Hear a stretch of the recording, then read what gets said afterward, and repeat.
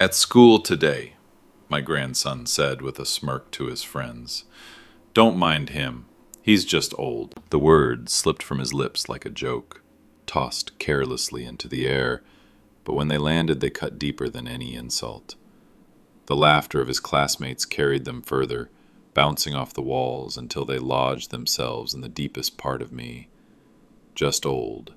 Not a name, not a history, not a man who had once lived, dreamed, written, and bled for his words. Just a relic, something left behind by time, someone to be excused, ignored, forgotten. I sat at the edge of the room, my hands folded, pretending not to hear, pretending the phrase hadn't pierced my chest. But inside the words echoed with brutal clarity. He did not mean it with cruelty, not fully. He said it with the offhand ease of youth, too young to know how much such words can destroy, too blind to see the man behind the wrinkles. But intent does not soften the blow. The wound was real, sharp, merciless. Once, long ago, I had stood in front of classrooms like this one, not as a visitor in the corner, but as a voice people wanted to hear. I had been young once too, my mind alive with fire, my pen cutting across paper with a conviction so strong it seemed unstoppable. In those days, words had been my power, my rebellion, my gift to the world, and the world had answered.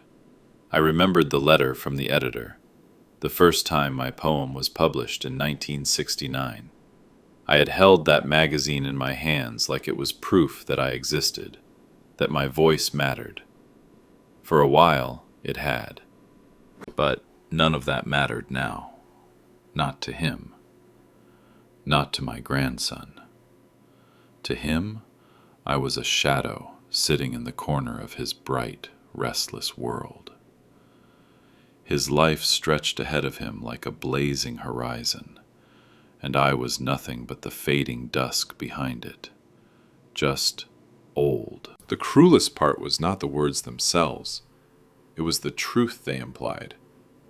To his friends, to his classmates, to even his own family, I had become invisible. The man who once filled pages with words that stirred hearts was now seen only as a fragile body, a relic whose time had passed. They did not know my history. They did not care. I kept my silence, though the storm raged inside me. My lips did not tremble, my eyes did not water. I had learned long ago that dignity lives in stillness, even when your heart is breaking.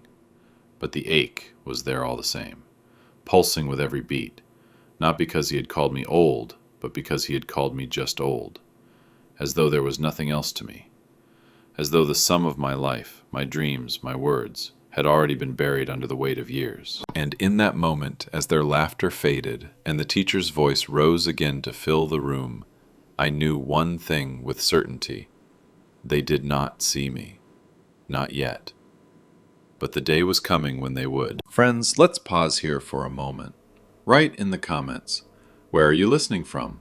Has something like this ever happened in your life? Don't forget to subscribe and share this video. That's how you help us grow this channel. And now, we continue. He did not answer. His lips remained still, his face calm, as though the words had never reached him. To anyone watching, he was just another quiet old man, sitting politely in the corner, hands folded with the composure of someone used to being overlooked. But inside, a fire smoldered, slow and relentless, feeding on years of silence, on the countless times he had chosen dignity over protest. It was not only the remark of his grandson that burned. It was the weight of repetition, the accumulation of 1,000 small dismissals, the sighs when he spoke too long, the rolling eyes when he repeated a memory, the way conversations flowed around him at the dinner table, as though he were a piece of furniture, rather than a man who had given his life for those walls, the quiet ache of being tolerated, not cherished, present but not truly part of them. Every brick in that house, every photograph on its walls, had a piece of his labor, his sacrifice, embedded in it. He remembered climbing ladders when his legs were stronger, patching leaks when his hands still obeyed him, selling cherished belongings so his children could have what he could not. The house carried his fingerprints in its wood and stone, yet now he was treated like a guest, someone with no claim to its history. Even the walls seemed to whisper a bitter irony. They remembered him, even if his family did not. He sat still, breathing slowly, letting his gaze rest on nothing in particular. Inside, though, the words echoed with merciless sharpness. Just old. Was that all they saw? Not the young man who had once stood in smoky cafes reading poetry aloud to strangers. Not the father who had gone without so his children would never know hunger. Not the husband who had worked nights so there could be light in the mornings. All of it had vanished beneath gray hair, bent shoulders, slower steps. To them, he was stripped of story, stripped of worth, and yet he knew the truth. He carried it like an ember buried deep beneath ashes. He had lived a life filled with more than they could see. He had written lines that once made editors pause, once made readers cry. He had left his words in print, even if no one around him remembered. That truth, quiet and unspoken, pulsed inside him now. Still, he said nothing. He had learned that sometimes silence speaks louder than defense. To protest would be to plead. To argue would be to expose his wounds, and he refused to give them that. His silence was not surrender. It was endurance. It was the armor he wore against the careless cruelty of the ones who should have known better. But as the evening settled around him, as laughter and chatter swirled past him without ever including him, he felt the weight of invisibility pressing harder than before. He was there and yet not there. A man whose name once stood in print, now reduced to nothing but the empty chair at the edge of the table. And though his face betrayed none of it, inside, the fire whispered a vow. The world had not seen the last of him. The fire inside him carried him backward, far from the room where he now sat ignored. His mind drifted to the late 1960s, when the air itself seemed alive with possibility. He remembered the scratch of his pen against paper in dimly lit apartments, the smell of ink, the way his heart pounded as if every line he wrote could change the world. He had been young then, but his voice had been fierce, unshaken, certain. He remembered the night he carried his manuscript in trembling hands to the small office of a literary magazine. The editor, a stern man with sharp glasses, had taken the pages, skimmed a few lines, and then looked at him with raised brows. "This," he had said simply, "will be published." That moment had filled him with a pride so pure it lit him up from the inside. When his poem appeared in print in 1969, he had read it over and over, tracing the letters of his own name as though they proved he was real, as though the world had finally seen him. Those days were filled with energy, with protests in the streets, with music that promised change, with youth that believed in tomorrow. His words had been part of that chorus. For a while, strangers had quoted him, teachers had praised him, friends had toasted him. He had been someone. He had mattered. Now, in the present, he sat silent, his grandson's cruel dismissal still echoing. None of them knew that once he had stood on stages, that once his poems had been carried in young voices louder than chants of protest. None of them cared that he had written of love and loss, of injustice and hope, that his words had lived long before they were even born. To them, he was just the old man at the table, a relic too fragile to belong to their world. He closed his eyes for a moment, hearing the rhythm of his old verses in his mind, the cadence that once stirred audiences into stillness. The power of those lines still pulsed through him, but no one in his family would ever imagine it. They thought his story had ended before theirs began, and that was the wound that cut the deepest. Not that he had grown old, but that the life he had lived was invisible to the very people who carried his blood. Late that night, when the house had gone quiet, he moved slowly to the corner where an old wooden cabinet stood. Its hinges creaked when he opened it, as though even the furniture carried the weight of age. Beneath a stack of forgotten newspapers and yellowed magazines, his fingers found what he had hidden for decades, proof that he had once mattered. The first was a fragile clipping, edges curled with time, his poem, printed in bold black ink, his name beneath it. He traced the letters with a trembling hand, feeling the ghost of his younger self rise through the paper. Then came the letters, thin envelopes, some typed, some written by hand, editors thanking him, praising him, urging him to send more work, voices of validation from a world that once listened. Each page carried a piece of him, pressed into history, yet all of it lay buried under dust where no one cared to look. His family had never asked. His children never knew. His grandson would never believe that the man they called just old had once lit up the printed page with fire. The forgotten pages whispered to him in the silence. You were heard. You were seen. You existed beyond these walls. He pressed the papers back into their hiding place, his chest heavy with both pride and grief. The world had remembered once, but in his own home, his story was still invisible. The next day, as he sat quietly in the living room, the sound of his grandson's voice drifted toward him from the kitchen. It was bright, excited, brimming with energy. The boy spoke not of lessons learned or dreams born from within, but of gadgets, of new shoes, of the latest games and the classmates who owned them. His laughter carried the easy arrogance of youth, the kind that believes life is measured only in what can be shown off, touched, or displayed. The old man listened, his heart heavy. His grandson's words struck harder than they should have, not because of their emptiness, but because of the contrast. How easily the boy celebrated the shallow victories of others, how proudly he paraded the fleeting symbols of status, while the deeper legacy that sat just a room away went unnoticed. His own story, pages once read aloud to strangers, words once woven into the pulse of a generation, was erased in his presence. His grandson's pride lay in trends, not in truths, in noise, not in meaning. He remembered being that age himself, but different, hungry not for possessions, but for words, for ideas. He had stayed up nights with books balanced on his knees, believing that to shape a thought was to shape the world. And he had tried. He had succeeded, if only for a brief time, his poems carrying the voice of a young man who refused to be silent.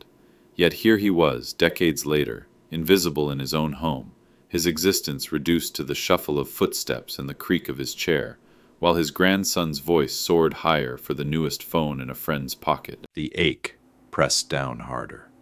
It was not anger, it was grief. Grief that his words had not survived into their hearts. Grief that his family measured success in what could be purchased, not in what could be remembered. He sat still, staring at his weathered hands, hands that had once scribbled lines that reached beyond these walls, now ignored, as if they had never done anything at all. The weight of dismissal was not in the insult spoken aloud, but in the silence that followed. They did not ask, they did not wonder, they did not care. His story had been written in ink, published in print, but in his own bloodline, it was as though it had never existed. And in that silence, he felt himself vanish a little more. The phone rang in the quiet of the afternoon, its shrill sound breaking through the stillness of the house. He almost didn't answer. Calls rarely came for him anymore.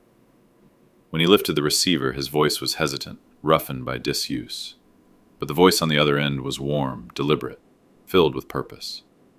It was the literature teacher from his grandson's school. The teacher spoke with a kind of reverence that startled him. The class, he explained, was preparing a special lesson on poetry of the past, voices that had shaped thought, words that had carried weight beyond their time. They wanted him to attend. They wanted him to sit among the students, to listen, perhaps even to share.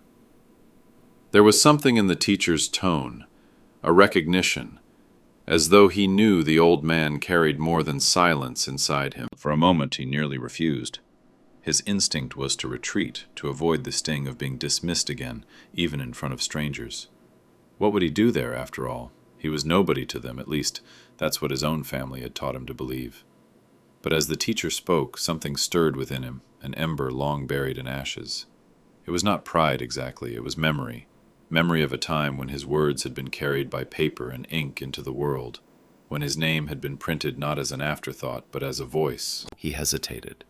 His silence stretched down the phone line. Then, quietly, almost against his own will, he said, yes. When he set the receiver back in its cradle, his hands trembled. 1,000 doubts pressed in. What if no one cared? What if the students found him irrelevant, just another relic of an era they barely studied?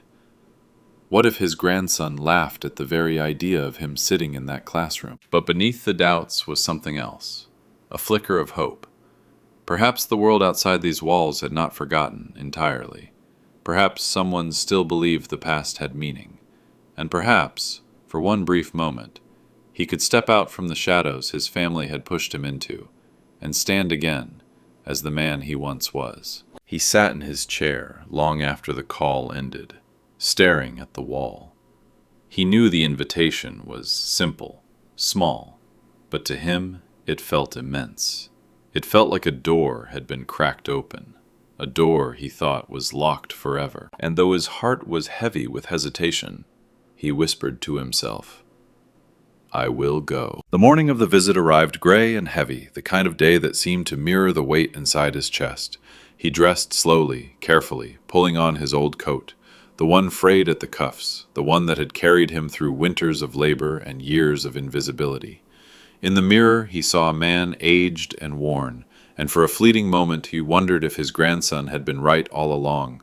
Perhaps he was nothing more than just old. The walk to the school was not far, yet each step felt longer than the last. He moved steadily, his cane clicking against the pavement in a rhythm that sounded too loud in the silence between them. His grandson walked beside him, though not close, half a step ahead, hands in pockets, eyes cast downward. The boy's face was a mask of irritation and embarrassment. He did not want to be seen escorting his grandfather.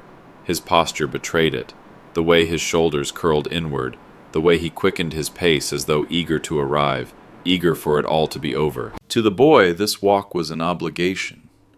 To the old man, it was a trial. Each block carried with it a chorus of doubts. What if I do not belong here? What if they look at me the same way my own family does? What if my words are nothing but dust now?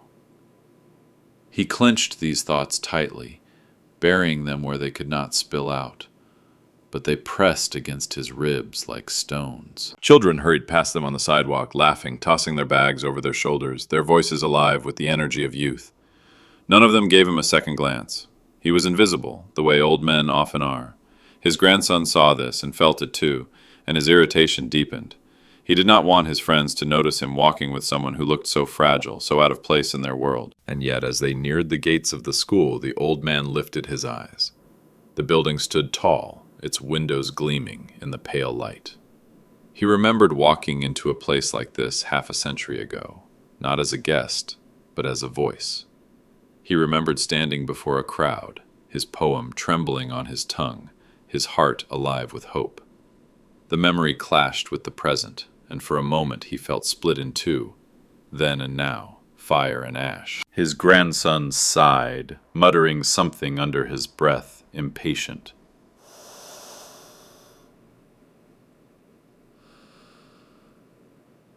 The boy's discomfort was as loud as a shout, but the old man said nothing. He carried his silence like a shield, stepping forward through the gates with quiet resolve. If this was to be another dismissal, he would endure it. If it was to be humiliation, he would bear it. But if, Just if there was still a place in the world for his words, he would not let fear stop him from finding out. As they crossed the threshold, the sound of young voices spilled into the air, bright and restless. His grandson tugged at his sleeve briefly, then dropped his hand, ashamed even of the gesture. To the boy, this was a burden. To the old man, it was a reckoning. And with every step down the hall, he felt the judgment of his own family pressing on his shoulders. But deep within, beneath the ache of invisibility, the ember still glowed. Once they listened, once they heard me. Perhaps once more they will. The classroom buzzed with restless energy the moment he stepped inside. Desks scraped against the floor, laughter skipped across the room in bursts, and whispers darted like quick shadows. Every head turned, not with admiration or respect, but with the idle curiosity children reserve for strangers who don't belong.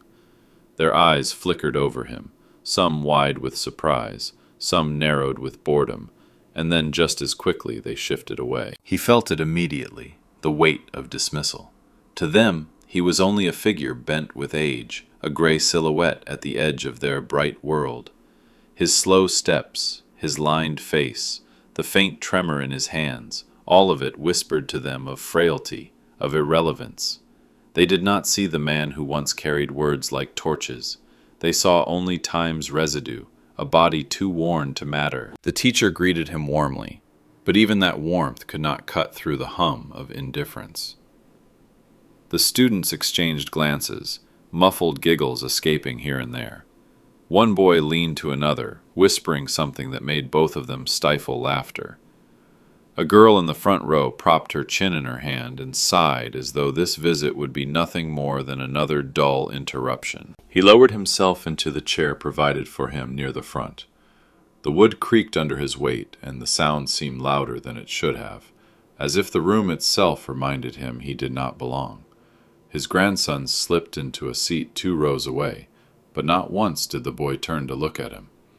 Instead, the child hunched forward, pretending to be absorbed in his notebook, his body stiff with embarrassment. The shame was almost palpable, shame not for the words spoken yesterday, but for being linked now, publicly, to just an old man. The old man's eyes swept the room slowly. He caught their quick glances, their turned faces, their dismissive expressions. None of them could imagine that the man they saw had once written lines that carried fire, that had once made readers pause, that had once been read aloud in rooms filled with silence and awe. To them, he was a relic, a lesson in pity at best, a waste of time at worst. A tightness gripped his chest, but he did not let it show. His silence was his armor. He folded his hands in his lap, steadying himself, and waited. He had been underestimated before. He had been unseen before. The sting was not new, but that did not dull its sharpness. The murmur swelled, waves of laughter and whispers rising and falling, each one pressing him further into the shadows of their perception. And still, his grandson kept his face turned away, cheeks burning red, wishing the moment would end before it truly began.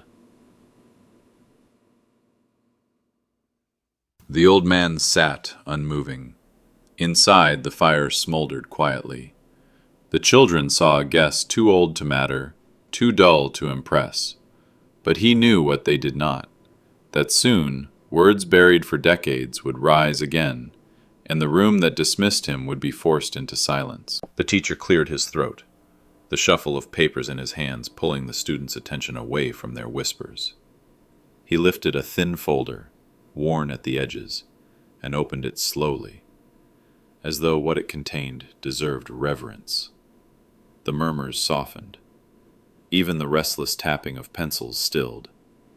He adjusted his glasses and began to read aloud. The words fell into the room like drops of rain onto dry earth. They were not the simple rhymes the students were used to, not the lightweight verses of modern textbooks. These lines carried weight. They were carved in the rhythm of an era, trembling with the raw fire of youth and the ache of truth.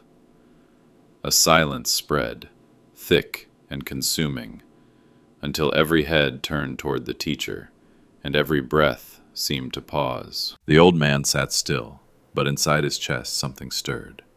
He knew these words. They had been his, written by his hand in the restless nights of 1969 when he had been young, when his pen had cut through the silence of a country longing for voice. His name had appeared beneath those lines in the magazine, black and certain, proof that he had once been heard. And now, decades later, they were rising again, spoken into the air of this classroom where he sat forgotten. Then came the moment. The teacher lowered his voice slightly, deliberate, careful, and announced the name of the author. His full name, he said, letting each syllable linger. The name broke across the silence like a bell. The students blinked, confused. Some glanced at each other, some leaned forward, curious now, and then slowly their eyes drifted toward the old man in the front row. The recognition rippled like a current, hesitant at first, then stronger. The grandfather they had dismissed, the man they had whispered about, the one his own grandson had called just old. It was his name. His grandson's face flushed instantly, color draining and then rushing back with violent heat. The boy stared, frozen, unable to hide his shock. His friends turned to him, wide-eyed, their whispers no longer mocking but filled with disbelief. "That's your grandfather? He wrote this?" The boy shrank under the weight of their stares, his pride crumbling into dust. The teacher kept reading, and the poem unfolded line by line. Its rhythm filled the room, strong despite the years. The silence deepened, reverent now, each student caught by the cadence of words older than their parents, yet alive as if written yesterday. The old man did not move. He sat with his head bowed slightly, his hands steady in his lap. But inside the fire rose higher, not with anger, not with bitterness, but with a quiet, vindicated strength. His life had not been erased. His words had not died. They lived here, in this room, on the lips of a teacher, in the widening eyes of children. The silence that followed the last line was heavier than applause. It was the silence of understanding, of recognition dawning, the silence of truth unveiled. For the first time in many years, he felt seen. The words hung in the air, like smoke that refused to fade, curling into every corner of the classroom. The teacher's voice carried them with a reverence the students had not expected, each syllable pressed with weight, each pause filled with silence so dense it seemed to hold the walls still. For a moment, even the restless energy of youth was subdued. No whispers, no laughter, only listening. The poem, his poem, was not gentle. It bore the rhythm of a time when the world was raw, when voices demanded to be heard, when truth cracked through the plaster of silence. It spoke of hunger for freedom, of love both fragile and fierce, of nights spent believing that words could bend the arc of history. The lines carried a pulse, a heartbeat that reached across 50 years as if they had been written yesterday. He watched as the children shifted in their seats. Some leaned forward, their eyes wide, as though hearing for the first time that language could cut like steel and still cradle like a lullaby. Others glanced at each other, startled by the weight pressing on them, by the strange sense that these words were not relics but living things, alive with power. Even those who had dismissed him earlier sat still now, their silence a tribute stronger than applause. The teacher closed the folder gently, but his voice did not waver. He explained that the poem had once been called "The Voice of a Restless Generation," that it had been read in gatherings where young people demanded change, that it had been quoted in speeches and tucked into letters written to soldiers, lovers, and strangers alike. He told them that these words had been born not from fame or ambition, but from conviction, from the kind of truth that does not age. And then, with deliberate care, the teacher said it again. The man who wrote this poem sits among us today. His hand gestured toward the old man, his presence no longer invisible but undeniable. The air shifted. Eyes turned not with mockery now, but with awe. The students' gazes lingered on him, searching, questioning. The laughter that had once dismissed him was gone. In its place was something he had not felt in years: respect. Inside him, the ache loosened, if only slightly. He did not smile, did not lift his head in triumph. He remained still, as he always did, but a warmth spread through his chest, quiet and steady. For so long he had been unseen, treated as though his life had passed him by. Yet here, in this room, his words had come alive again. They had breathed into young hearts and silenced careless tongues. His grandson sat motionless, his face pale, his eyes fixed on the desk before him. The boy's pride was crumbling. His earlier smirk turned into a mask of shame. He could not look up. He could not deny it. The man he had called just old was being recognized not as a relic, but as a voice that had once shaped the world. The poem was reborn not on the page, but in the listening silence of a new generation, and with it, so was he. The silence after the poem was thick, almost sacred, and then it cracked, not with laughter this time, but with whispers. His grandson's classmates leaned toward one another, their eyes wide, their voices hushed but urgent. "That's his grandfather? He wrote this?" The words rippled through the room like a wave, carrying awe instead of mockery. The boy sat frozen in his chair, his skin pale, his lips pressed tight as though he could keep the whispers from reaching him. But they did. Every syllable pressed harder, each question twisting inside him. Friends who had once laughed with him about the old man now stared with a kind of reverence he had never seen before. Their gazes shifted between him and his grandfather, and with each look, the boy felt smaller. His cheeks flushed hot, then cold, then hot again, shame and wonder colliding in his chest. He wanted to hide, to slip beneath the desk, to disappear from the weight of those eyes. Yet another part of him, the part still too young to name, rose with something else. Pride. A pride he had never allowed himself to feel, a pride born of a truth he could no longer ignore. This man, the man he had called just old, was not only his grandfather. He was a poet, a voice that had once carried through time, a name that lived on in print, while his own was still nothing more than a student's scribble on a schoolbook. The boy's hands trembled as he gripped the edge of his desk. He remembered the casual cruelty of his words the day before, the laughter of his friends when he had brushed his grandfather aside. He had believed himself clever, sharp, untouchable. But now, sitting under the weight of truth, he felt his arrogance crack. His friends were no longer laughing. They were looking at him with envy, with admiration, with disbelief, and every glance was a question he could not answer. "Why didn't you tell us?" The teacher's voice echoed again, praising the poem, praising the man who had written it. Each sentence was like a hammer striking down on the boy's pride, splintering it into pieces. He wanted to turn, to meet his grandfather's eyes, to say something, anything, that could undo the words he had spoken. But he couldn't. His throat tightened, his chest ached, and all he could do was sit there, trapped between shame and wonder. The old man remained still, his silence stronger than any defense. He did not look at his grandson, did not seek his attention, did not demand repentance.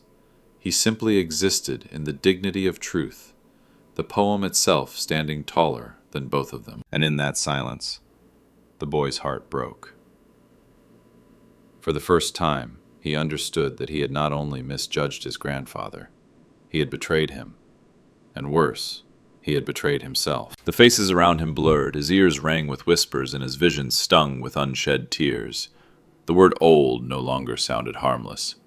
It sounded cruel, hollow, shameful. His grandfather was not just old. He was a man with a name, with words that outlived time, with a legacy that could never be erased. And his grandson sat there, pale and trembling, knowing the whole class could see the truth he had been too blind to see. He did not rise, did not clear his throat, did not try to explain himself. He sat perfectly still, his back straight, his hands folded gently in his lap. The applause that swelled in the classroom was not wild like at a concert, not empty like polite clapping at a school assembly. It was deeper, hesitant at first, then growing with conviction, as though the students themselves recognized they had been given something rare. And still, he did not move. His silence was louder than the clapping palms. It was louder than the whispers of awe, louder than the rush of his grandson's shame. He did not need to thank them for listening, nor did he need to remind them who he was. The poem itself had already spoken. Each line, carved from his youth, had leapt across half a century to stand in this room, to pierce through indifference, to demand respect without a single raised voice. His silence only made the truth sharper. For decades, he had lived in the quiet shadows of his own family, treated as if his life's work had never mattered. They measured success by paychecks, by possessions, by how loudly someone's name was spoken at parties. But his words had been spoken differently, on paper, in ink, preserved in print when all else faded. They were not written for applause. They were written for truth. And truth, though buried, had a way of surviving. Now, in this room, that truth returned to him like an echo. He saw it in the eyes of the students, wide and searching. He heard it in the hush that had replaced their laughter. Even the teacher's voice, steady and respectful, seemed smaller compared to the living pulse of the poem itself. His grandson's head hung low, his face pale, his hands trembling against the desk. But he did not scold the boy. There was no need. The poem had already done what anger never could. It had revealed him, not the grandfather bent by years, not the man pushed to the side at dinners, not the just old shadow in the corner.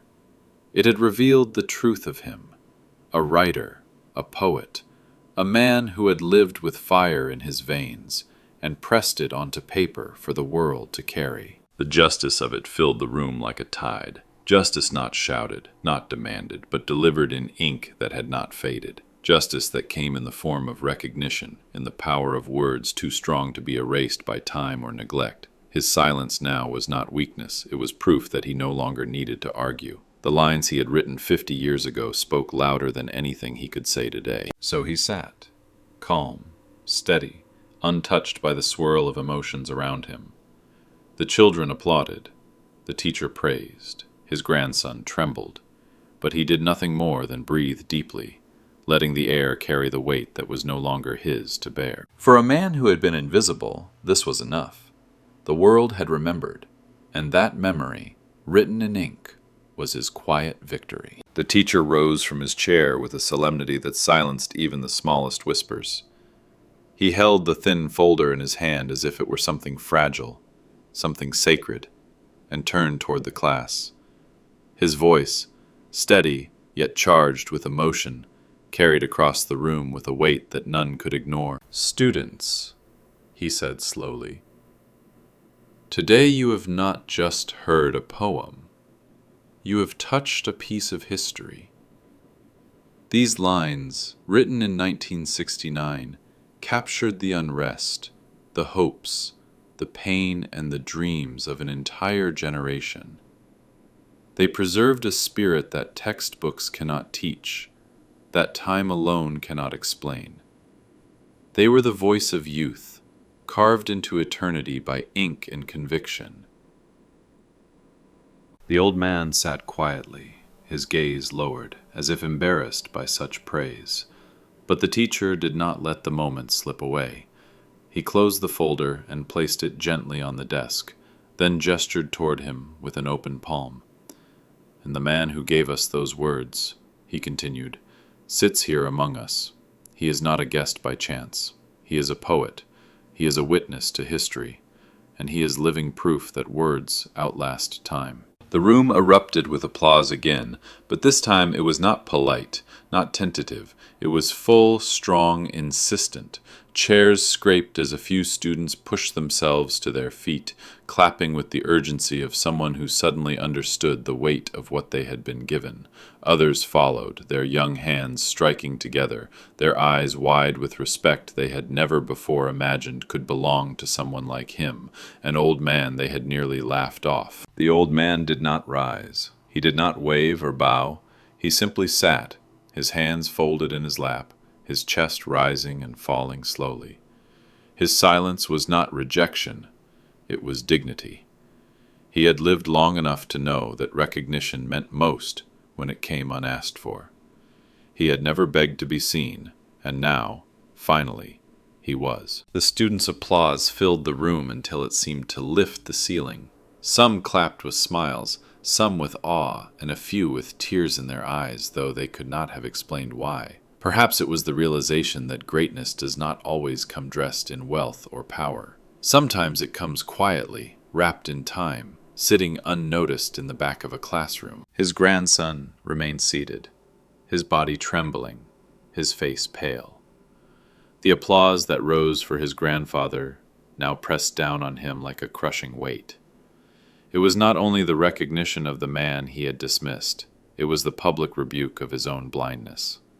His friends stared at him, whispering, pointing, their admiration for the old man clear. And in their eyes he saw a question he could not answer. How could you not know? The teacher placed a hand over his heart, his voice cutting through the clapping. "We thank you," he said, turning toward the old man, "for your words, for your courage, for giving us a window into the soul of a time we cannot forget, and for reminding us that words, once born, never die." The old man lifted his eyes at last. He said nothing, but in that gaze, steady and calm, there was more than gratitude, there was justice. His grandson could no longer hold it in. As the applause thundered and the teacher's words echoed through the classroom, something inside the boy cracked wide open. His throat tightened, his chest ached, and before he could stop it, his eyes filled with tears.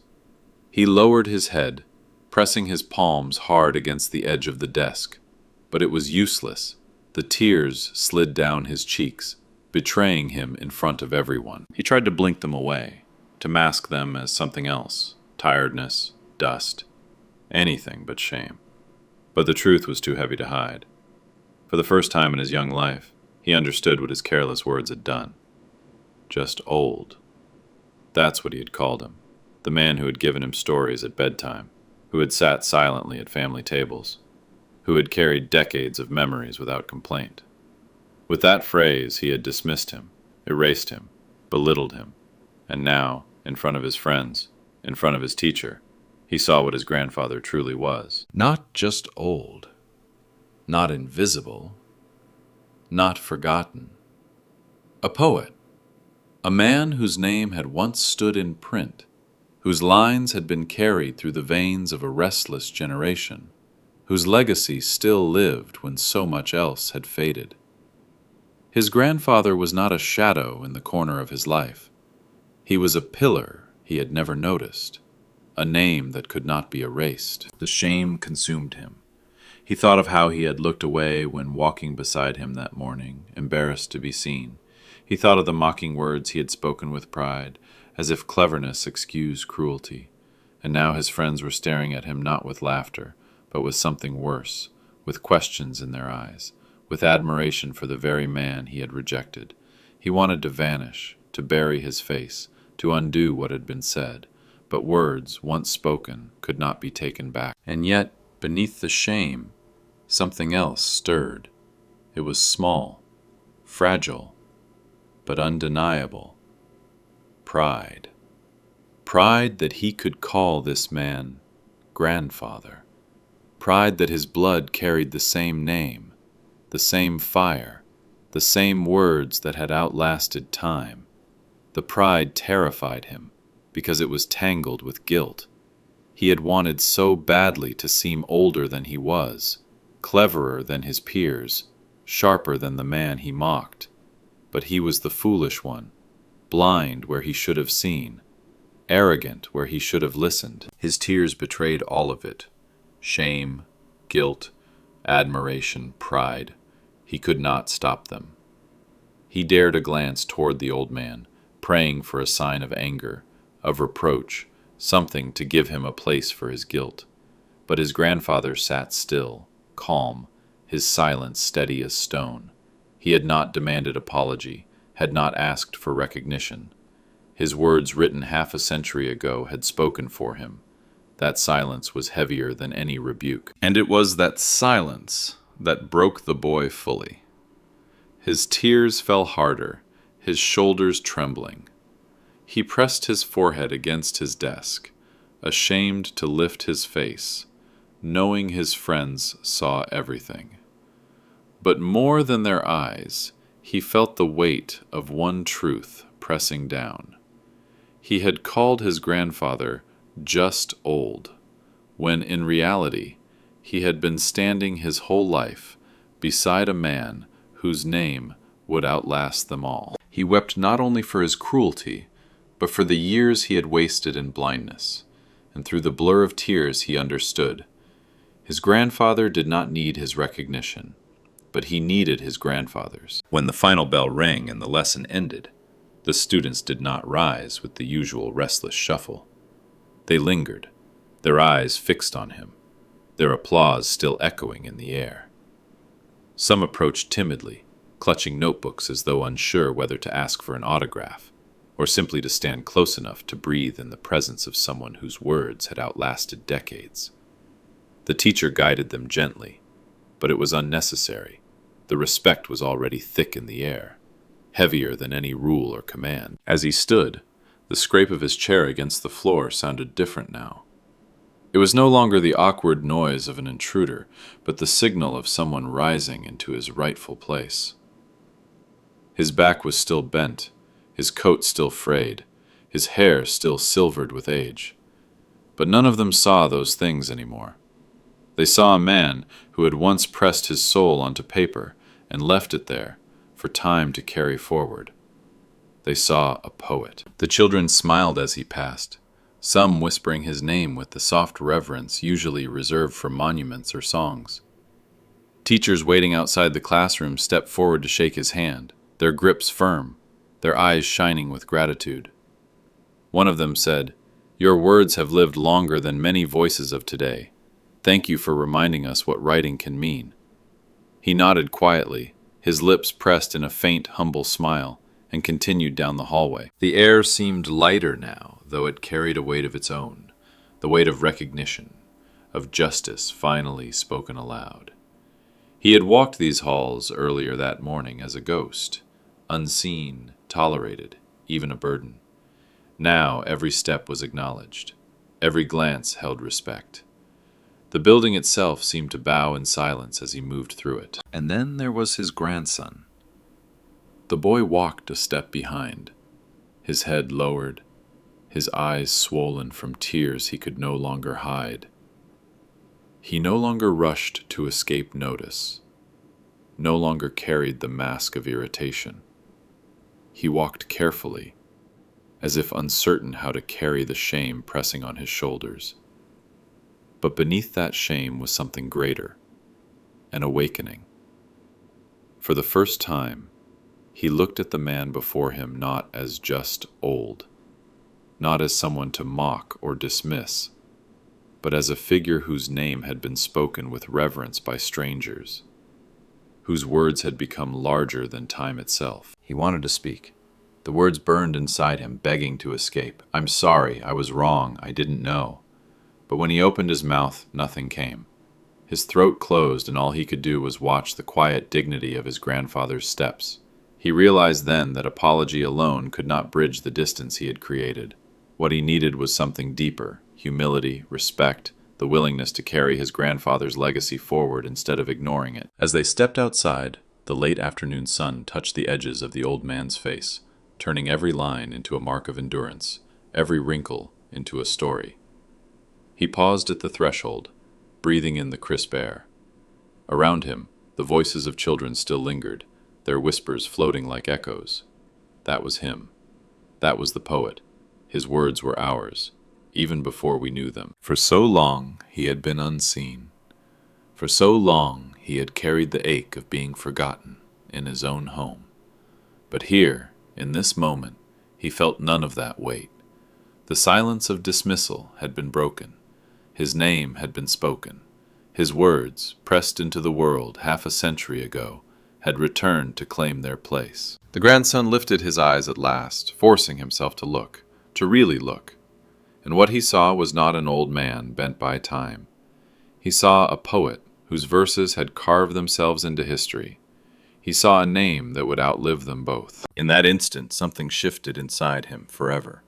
He would never again be able to dismiss his grandfather with careless cruelty, because once you have seen a man as part of eternity, you cannot reduce him to the fragility of age. The old man took another step forward, steady and calm. Behind him the boy followed, changed, carrying the weight of both his shame and his newfound pride. The classroom doors closed, but the lesson did not end. It would live in the boy's heart, in the children's memory, in every line of the poem that had been read aloud. The poem would fade into textbooks one day. The ink may yellow, the paper may wear thin, but the name, his name, would remain. Not just old, not invisible, a poet.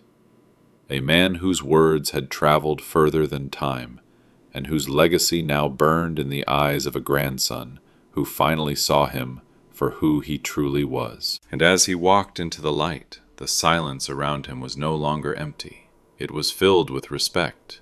It was filled with memory. It was filled with the unshakable truth of his name.